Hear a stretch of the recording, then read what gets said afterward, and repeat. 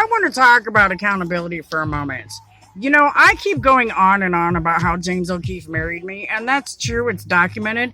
We're not talking about what led up to the situation that caused the marriage. A lot of people don't have the understanding that James O'Keefe slept with me when I was 12 years old.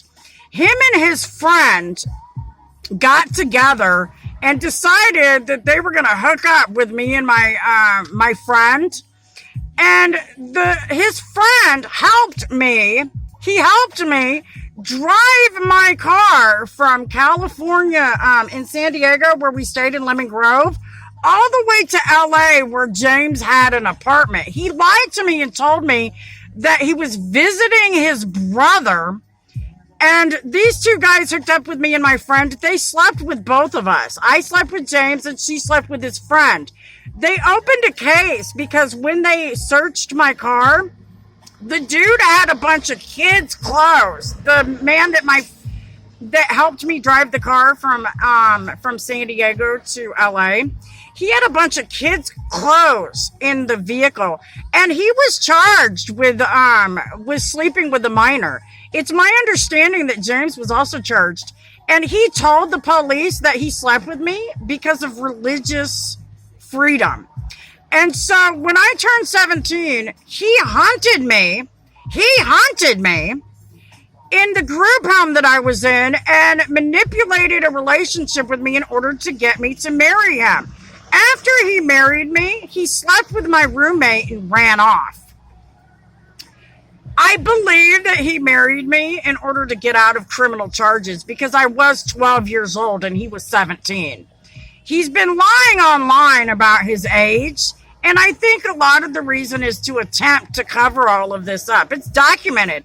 They even have audio tape that my mom turned in when was it, 1993, when she had me go update my ID card and she turned her will in. That's how the Navy knew about it. On top of that, they've got documentation through TRICARE. My therapist has documentation in California. So does the juvenile hall, because they were really upset that I had caused a incident that wound up shutting the juvenile hall down, both sides, the girls and the boys side, because I spread a petition around. He married me after that. They put me in a group home after that. And I think some of that was retaliation. They court ordered that we were not ever allowed to be divorced. And I agree with that because I had never been with anybody. I'm a dual by blood, and I was 12. I lied and said that I was 14. He lied and said he was younger. But he was 17, and I was 12. And I'm sitting here looking at all these girls hollering, oh, we want him. And I'm just sitting here going, really? If that's what you want, go ahead and sleep with it. But remember, I will never divorce him because that's the consequence for his actions. He chose to sleep with me when I was 12. He chose to marry me. He chose to tell me, go get the Bible.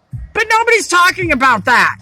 All they want to talk about is how nasty I am for being a victim, which is typical of what happens to victims.